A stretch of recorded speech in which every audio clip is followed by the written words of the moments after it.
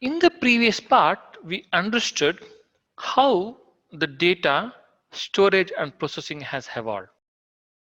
And the present day data ecosystems would have components of RDBMS, data warehouse, MDM, and also big data. But where is the data coming from?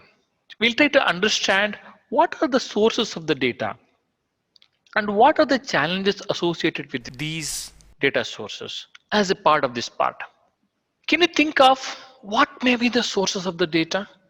If I ask you a question, what are the sources of the data? So we have machines as one of the source of the data, and we have people as one of the source of the data, and we do have organization as one of the source of the data. If you think of any of the data which is being produced on the mother planet, that data can be rolled up into one of these categories, either machines or people or organizations. If you can think of anything else, please let me know. I will include that as a part of the source. Now that we understood these are the sources of data, that is machines, people, and organizations, can you think of which of these source is producing lot of data, huge amount of data? I always thought organizations are the ones which are producing a lot of data, but I was wrong. If you really look at this, business processes are the ones which are organizations. If the organizations are producing 1x of data, human beings are producing 10x of the data, and machines are producing 100x of data. Can you see this? The data which is being produced by satellites, sensors, videos, recordings, all these are machines data. And what are the data which is being produced by emails, documentation, social websites like Facebook, Twitter, and YouTube? That is the people generated data. We'll see them one by one. How come the machines are generating so much amount of data? Assume you have taken a flight recently from one place to another place. Can you think of what would be the amount of data produced by a flight when every time it flies?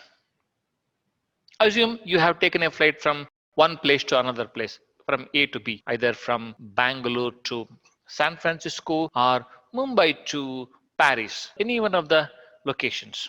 Now, any idea what would be the amount of data which is being produced by single flight? Can you think of? It is almost half a TB of data. What is happening here? One flight is producing half a TB of data, that is 500 GB of data. Unimaginable, right? So sometimes whatever the data which is being produced by accelerometers for the turbulence and all those things, sensors like temperature, pressure, and if there are any malfunctions, all this is captured as a data. That is the reason whenever a flight flies from one place to another place, it produces almost half a TB of data, that is around 500 GB of data. How are the people generating the data? As we know, we are more or less using the Facebook company internal mails, and also we do write a mail using Gmail, and we can by using Yahoo and all those things to our friends, any other people.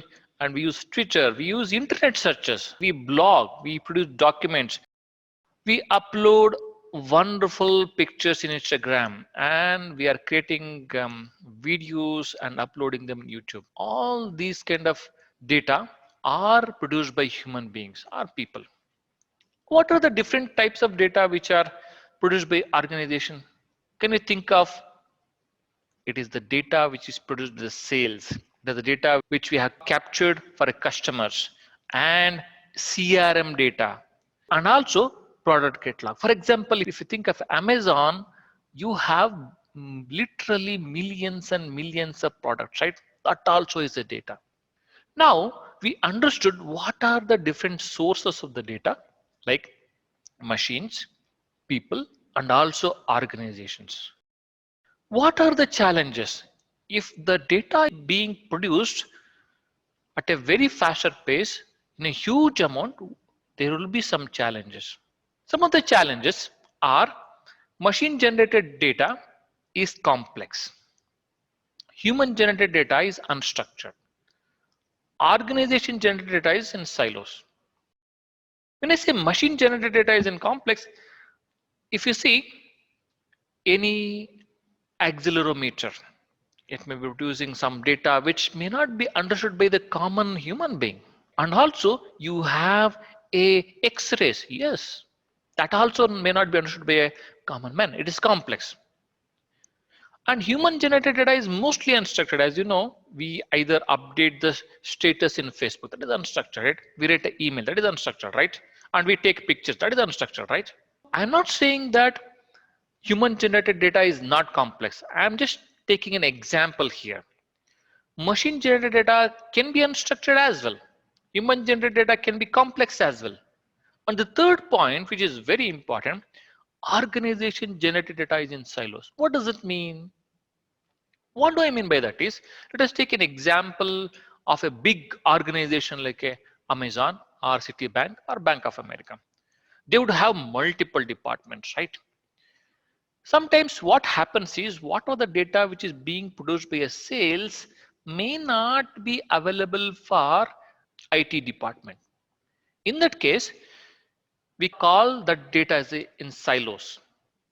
Because if you want to really derive the patterns or you want to get the insight from the data, what happens is we need to get the data from all the sources as much as possible and try to combine that, then derive the insights.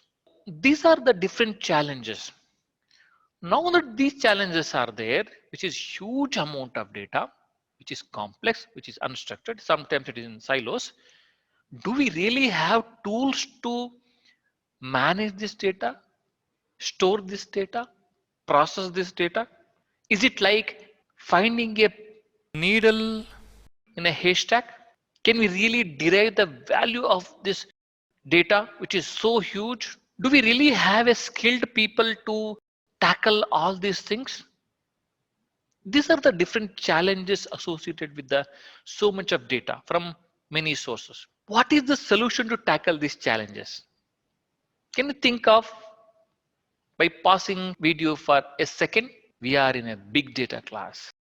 So solution to tackle these all challenges is big data technologies. We'll take a look at this in our next class.